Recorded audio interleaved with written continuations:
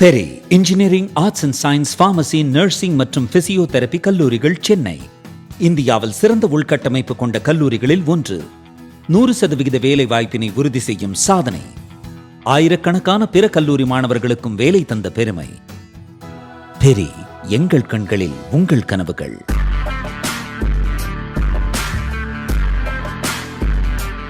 வணக்கம், ஜெயஹிந்த். எல்லாருமே தமிழக தேர்தலை ரொம்ப ஃபோக்கஸ் பண்ணி இப்போ வரைக்கும் போயிட்டு இருக்கும்போது வெஸ்ட் பெங்காலோடைய தேர்தல் முடிவுகள் இந்தியாவுடைய பாதுகாப்புக்கு ஒரு மிகப்பெரிய திருப்புமுனை அப்படின்றத நம்ம ஏற்கனவே சொல்லியிருந்தோம். இப்போது வித்தின் ஒரு வருடம் ஸ்மார்ட் ஃபென்சிங் அப்படின்றத பங்களாதேஷ் பார்டர் முழுக்க கொண்டு வருவோம் அப்படின்னு சொல்லி நம்மளுடைய உள்துறை அமைச்சர் அமித்ஷா அவர்கள் சொல்லியிருந்தாரு. 4096.7 கிலோமீட்டர், உலகத்திலே 2 நாடுகளுக்கு இடையே இருக்கக்கூடிய மிகப்பெரிய எல்லை அப்படின்னு பார்த்தீங்கன்னா நீளத்தில் இதுதான்.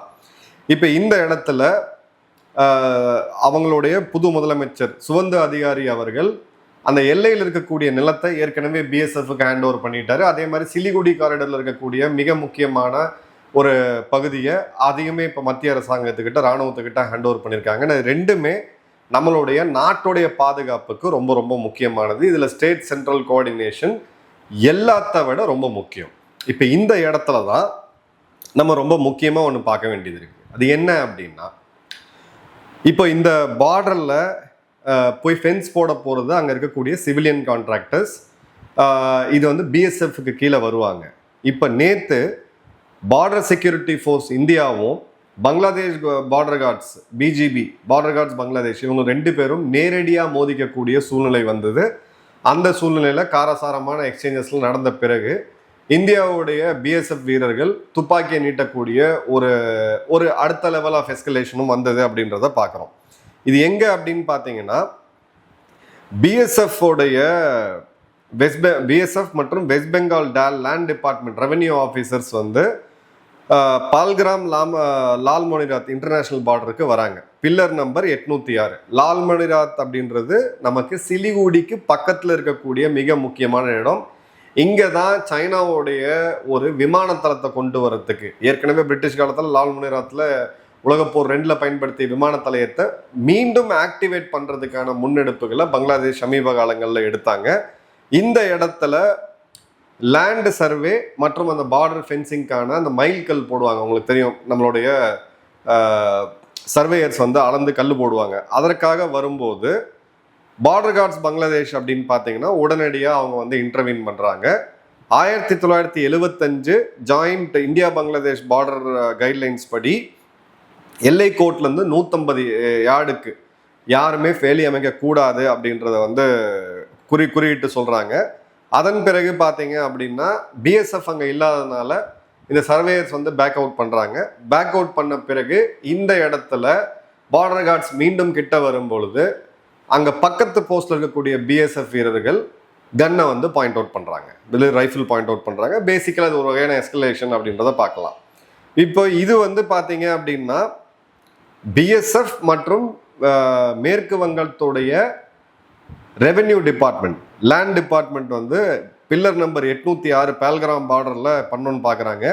பிஎஸ்எஃப் பார்த்தீங்கன்னா ரங்பூர் பெட்டாலியன் 51 பிஜிபின்னு சொல்லக்கூடிய அவங்க சைட்லேருந்து வந்த பெட்டாலியனை நம்மளுடைய ரங்பூர் பெட்டாலியன் நேருக்கு நேராக வந்து சந்திக்கிறாங்க. ஒரு 150 மீட்டர் அந்த இன்டர்நேஷ்னல் ரூலை கோட் பண்ணுறாங்க. அதன் பிறகு பார்த்தீங்க அப்படின்னா பிஎஸ்எஃப் வந்து துப்பாக்கியை பாயிண்ட் அவுட் பண்ணுறாங்க வீரர்கள். பிறகு இது பதட்டமாக வேணாம் அப்படின்னு சொல்லிட்டு 2 தரப்புமே பேக் அவுட் ஆகுது. இப்போ ஒரு பொலிட்டிக்கல் சிக்னல் கிடைக்குது. இந்த பொலிட்டிக்கல் சிக்னலை கொடுத்தது யாரு அப்படின்னு பார்த்தீங்கன்னா மேற்கு வங்கத்தோடைய உணவுத்துறை அமைச்சர் கிர்தானியா அவர்கள்.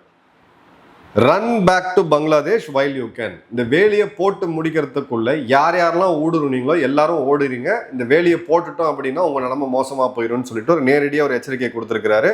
ஏன்னா 27 கிலோமீட்டர் பார்டர் லேண்டை வந்து பிஎஸ்எஃப்க்கு மே 20ஆம் தேதி 2 நாளைக்கு முன்னாடி தான் மாநில அரசு போர்க்கால இதில் அடிப்படையில் பண்ணாங்க.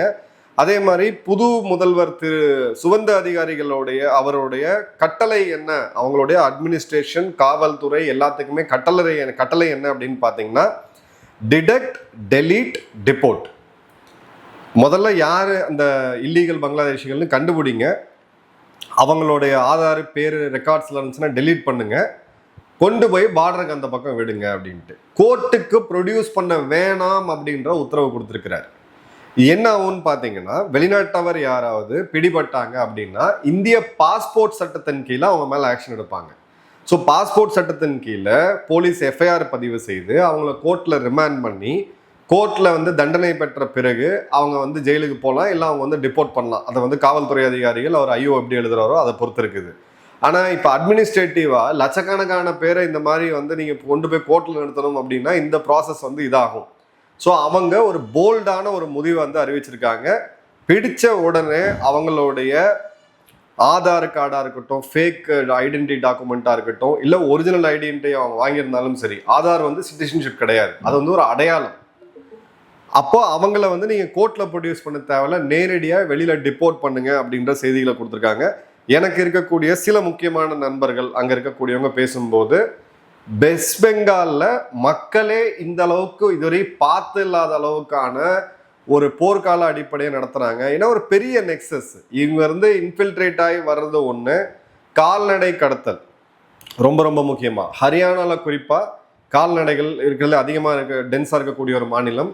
அங்கேருந்து கடத்தப்படக்கூடிய கால்நடைகள் இங்கே வந்து அதன் பிறகு இறைச்சிக்காக பங்களாதேஷ் பார்டரில் கிராஸ் பண்ணி உள்ளே போகிறது, அங்கேருந்து ட்ரக்ஸ் எடுத்துகிட்டு வர்றது, காய்கறியில் ஆரம்பித்து பல முக்கியமான விஷயங்கள் கடத்தப்படக்கூடியது. ப்ளஸ் ஹியூமன் டிராஃபிக்கிங், இதை பற்றி நிறையா பேர் பேசுறது கிடையாது. ஹியூமன் டிராஃபிக்கிங் பல இந்திய நகரங்களில் பங்களாதேஷ் பெண்கள் எந்த அளவுக்கு அங்கேருந்து இல்லீகலாக கடத்தப்பட்டு வரக்கூடியவர்கள் வார்த்தையிலே விவரிக்க முடியாத அளவுக்கு அந்த தொழிலெல்லாம் ஈடுபட வச்சு அவங்கள வந்து எக்ஸ்ப்ளாய்ட் பண்ணக்கூடியதை பார்க்குறோம். ஸோ இப்போ இந்த ஒரு நெட்வொர்க்கு, இது கிராஸ் பண்ணுறதுக்கு ஒரு நெட்வொர்க்கு, இந்த ஐடென்டிட்டி டாக்குமெண்ட்டை கொடுக்கறதுக்கு ஒரு மாஃபியா, ட்ரக்ல ஒரு தனி ஒரு மாஃபியா, இந்த ஆள் கடத்தல் பெண்கள் கடத்தலுக்கு ஒரு மாஃபியா. அதன் பிறகு பார்த்தீங்கன்னா அந்த எல்லை மாநிலங்களில் இவங்களுக்கு வந்து அந்த கிளஸ்டர்ஸை உருவாக்கி ஒரு வாக்கு வங்கியை உருவாக்குறது ஒரு மாஃபியா. இது எல்லாமே எனக்கு நான் எல்லா விஷயத்தையும் ஓப்பனாக சொல்ல முடியாது, பட் நான் உங்களுக்கு இதை கேட்கும்போது எனக்கே வந்து ஒரு தடவை தலை சுற்றல் ஏற்படுது. அந்த அளவுக்கு இப்போ லா அண்ட் ஆர்டரில் ரொம்ப ஸ்பெசிஃபிக்காக அவங்க வந்து ஃபோக்கஸ் பண்ணிட்டு இருக்காங்க அப்படின்னு பார்க்குறோம். இப்போ இந்த இடத்துல பிஜிபியோடைய 51 பிஜிபி பெட்டாலியனுடைய commander lieutenant colonel Nasiur Rahman தான் இந்த இடத்துக்கு வந்தது, ஃபிசிக்கலாக ஒர்க்கை ஸ்டாப் பண்ணுது. பிஎஸ்எஃப் வந்து பார்த்தீங்க அப்படின்னா ஒரு அந்த பொசிஷனை காமிச்சாங்க, எங்களால் என்ன பண்ண முடியும்னு காமிச்சாங்க, பட் வந்து கன்ஃபரண்ட் பண்ணலை அப்படின்றத பார்க்குறோம். இப்போ இந்த இடத்துல தான் வெஸ்ட் பெங்காலோட food and supplies minister Ashok Kirtania அவர்கள் சொன்னதை நம்ம ரொம்ப முக்கியமாக பார்க்கணும். ஏன்னா நார்த் 24 பாரக்னாஸ்ன்னு சொல்லக்கூடிய இந்த மாவட்டம் எல்லையில் இருக்கக்கூடிய மாவட்டத்தில் சேர்ந்த ஒரு மிக முக்கியமான ஒரு எம்எல்ஏ அவர், ப்ளஸ் இப்போ மினிஸ்டரும் கூட. ஃபென்சிங் இப்போ முடியலை. ஸோ யார் யாரெல்லாம் பங்களாதேஷுக்கு ஓடணுமோ ஓடிடுங்க. ஏன்னா எந்த ஒரு இன்ஃபில்ட்ரேட்டையும் ஊடுருவல்காரர்களையும் இந்தியாவில் நாங்கள் தங்க அனுமதிக்க மாட்டோம் அப்படின்றதான் இங்கே மிக முக்கியமானது.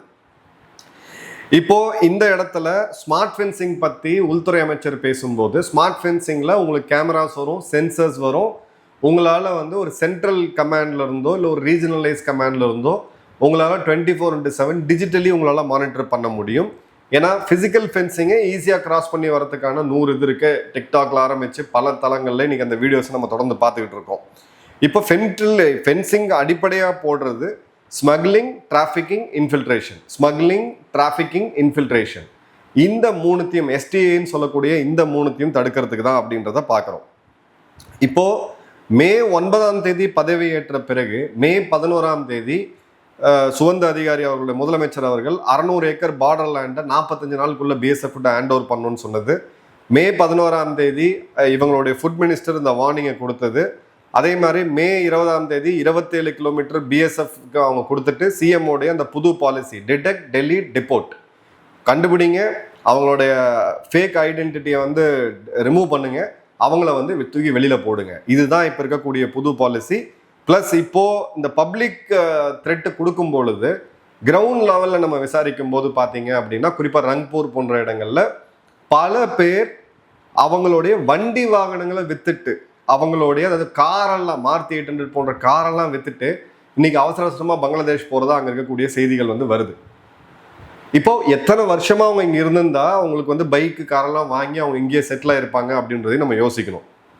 இப்போ இந்த இடம் தான் கூச் பிகாரோடைய எம்பி இந்த கூச்பிகாரோடைய எம்பி அவர் கொடுக்கறதுமே பார்த்தீங்க அப்படின்னா பார்டர் செக்யூரிட்டி மற்றும் கவர்மெண்டோடைய ரெவென்யூ டிபார்ட்மெண்ட், இவங்க 2 பேரும், அவங்க தான் லேண்டோட கஸ்டடியன்ஸ், இவங்க 2 பேரும் வேற வேற டேஞ்சன்ட்ல பண்ணுவாங்கன்னு சொல்லிட்டு போகக்கூடாதுன்னு சொல்லிட்டு இதுக்காகவே ஸ்பெஷல் ஐஏஎஸ் ஆஃபீஸர்ஸை போட்டு அதற்கான தாசில்தார் லெவலில் ஒரு கோஆர்டினேஷன் கமிட்டி அமைச்சிருக்காங்க அப்படின்றத பார்க்குறோம்.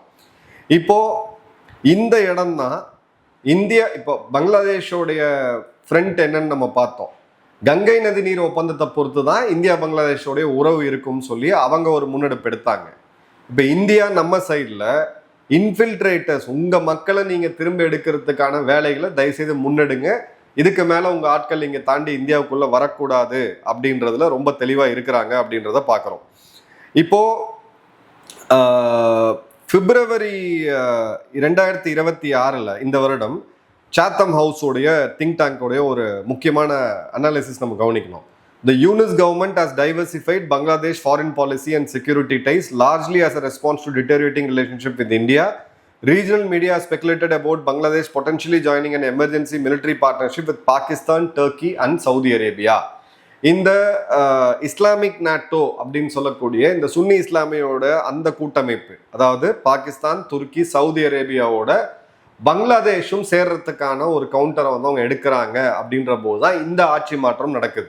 இப்போ தாரிக் ரஹ்மான் இந்த அளவுக்கு எக்ஸ்ட்ரீமா ஒரு முடிவு எடுத்தா, இந்த ஆக்சிஸ்ல அவங்க ஜாயின் பண்ணாங்கன்னா இந்தியா தன்னுடைய வார் ரூம்ல பங்களாதேஷை கிளியர் கட்டா ஒரு ரெட் லேண்டா தான், எதிரியா தான் பார்த்து சில முன்னெடுக்கை எடுக்கும். ஸோ அந்த எதிரியா நீங்க பார்க்கும்போது இங்க வந்து உங்களுக்கு இந்தியாட்டிலிருந்து கிடைக்கக்கூடிய உதவிகளா இருக்கட்டும், நான் சொல்லக்கூடிய 4 முக்கியமான விஷயம்: உணவு, சாலை, எக்ஸ்போர்ட்ஸு மற்றும் அங்க இருக்கக்கூடிய மருத்துவம், கல்வி, இது எல்லாமே அவங்க இந்தியாவை சார்ந்துதான் இருக்காங்க. இதை கட் பண்ணாங்க அப்படின்னா இந்த சுச்சுவேஷன் வந்து இன்னும் மோசமா போகும்.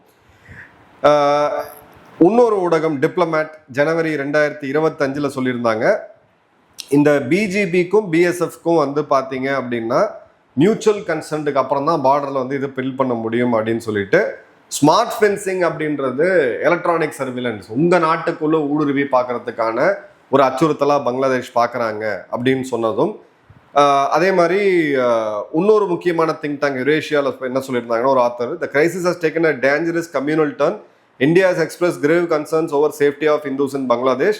Cross-border trade at decline. So இந்த சூழ்நிலையிலிருந்து இது கொஞ்சம் மாறி வந்திருக்கு. வெஸ்ட் பெங்கால் ஏன் ரொம்ப முக்கியம் அப்படின்னு பார்த்தீங்கன்னா, இந்த 4096.7 கிலோமீட்டரில் 2230 கிலோமீட்டருக்கும் அதிகமான பார்டர் வெஸ்ட் பெங்காலில் மட்டுமே இருக்கு. மிசோரமில் அவங்களுக்கு அந்த வில்லேஜ் கமிட்டிஸு, வில்லேஜ் விஜிலன்ட் கமிட்டிஸு, அங்கே உள்ளூரில் இருக்கக்கூடிய லோக்கல் பாப்புலேஷன், அதாவது அங்கே இருக்கக்கூடிய பூர்வகுடி மக்கள், அவங்க தனியாக ஒரு இது வச்சுருக்காங்க. ஸோ இவங்களை வந்து அந்த உருவம் வந்து வேறமா. ஆனால் வெஸ்ட் பெங்காலை பொறுத்த வரைக்கும் பெங்காலிகள் அவங்களே வெளி மாநிலங்கள் வந்து கொஞ்ச நாள் கழிச்சு அவங்க சொந்த ஸ்டேட்டுக்கு போனாங்கன்னா இதில் பங்களாதேஷிகள் யாரு, நம்ம மக்கள் யாருன்றது பிரித்து பார்க்கறது ரொம்ப ரொம்ப கஷ்டம். இப்போ அந்த இடத்த தாண்டி தமிழ்நாடு போன்ற இடத்துக்கோ இல்லை கேரளாக்கோ இவங்க வந்து நிறைய பேர் நீங்கள் செட்டில் ஆகக்கூடியதை பார்க்க முடியுது. இவங்க கிட்ட நீங்க எந்த ஊரு அப்படின்னு கேட்டீங்கன்னா சிலிகுடி அப்படின்னு சொல்லுவாங்க. ஏன்னா அதுதான் வந்து ஒரு ஜென்ரலா ஒரு இது இருக்கக்கூடியது. மோஸ்ட்லி இந்த ஐடென்டிட்டி டாக்குமெண்ட்லாம் பார்த்தீங்கன்னா அங்கதான் இருக்கும். இப்போ இங்க தமிழ்நாடு போலீஸ்ல போய் அவங்க கிட்ட நீங்க இவங்க பங்களாதேஷியா இல்லை வந்து இதுவா கண்டுபிடிங்க அப்படின்னு சொல்றது ஒரு சரியான ஒரு இதுவா இருக்காது. ஏன்னா மொழியே வேற. நம்ம இங்க இருக்கக்கூடியவங்களுக்கு இது பெங்காலியா இந்தியான்னு புரியறதுக்கே டைம் ஆகும். இப்போ நம்ம காவல்துறையிட்ட போயிட்டு இவங்களை பிரித்து நீங்கள் வந்து இவங்க வெஸ்ட் பெங்கால்லேருந்து வந்தவர்களை பிரிச்சுடுங்க, பங்களாதேஷ்லேருந்து வந்து பெங்காலி மொழி பேசுகிறவங்களை வந்து பிடிங்க அப்படின்னு சொன்னீங்கன்னா கண்டிப்பாக அது இம்பாசிபிள். ஸோ இந்த பிரச்சனையை சால்வ் பண்ணணும் அப்படின்னா எல்லையில் இவங்க தடுத்து நிறுத்தப்படணும். எல்லையில் தடுத்து நிறுத்தப்படுறது நான் வெறும் இதை மட்டும் சொல்ல, ஹியூமன் டிராஃபிக்கிங் இதோடைய டேட்டாலாம் நம்ம உள்ளே போனோம் அப்படின்னா சத்தியமாக அதை யூடியூப்பில் போட முடியாது. நிறைய பேருக்கு வந்து உங்களுக்கு தாங்கக்கூடிய இதயம் இருக்குமான்ற அளவு கூட எனக்கு தெரியாது. ஸோ அந்த இடத்துக்கு நம்ம போவேன்னா கிளியர் கட்டாக ஒரு நேஷனல் செக்யூரிட்டி த்ரெட் இப்போ வரக்கூடிய காலங்களில் நம்ம ஏற்கனவே எக்ஸ்பெக்ட் பண்ண மாதிரி பங்களாதேஷோடைய பார்டர் கார்ட்ஸ் பிஜிபிக்கும் இந்தியாவுடைய பிஎஸ்எஃப்க்கும் நிறைய இடத்துல பிரச்சனைகள் வரும். அதெல்லாம் மீறி தான் நம்ம ஃபென்ஸ் பண்ணாக வேண்டிய சூழ்நிலை இருக்குது. வெஸ்ட் பெங்கால் ஓரளவுக்கு இயல்பு நிலை திரும்புறதுக்கு என்ன இருக்கக்கூடிய அங்கே ஒரு முன்னாள் ராணுவ அதிகாரி மற்றும் ஓய்வு பெற்ற ஒரு காவல்துறை டிஎஸ்பி என்கிட்ட சொன்னது 2 to 3 வருஷம் ஆகும் இங்கே இருக்கக்கூடிய மாஃபியா உடைக்கிறது அப்படின்ற போது நிலைமை எந்த அளவுக்கு அங்கே இருக்குன்றதை நம்ம பார்க்கலாம். நன்றி, வணக்கம், ஜெயஹிந்த்.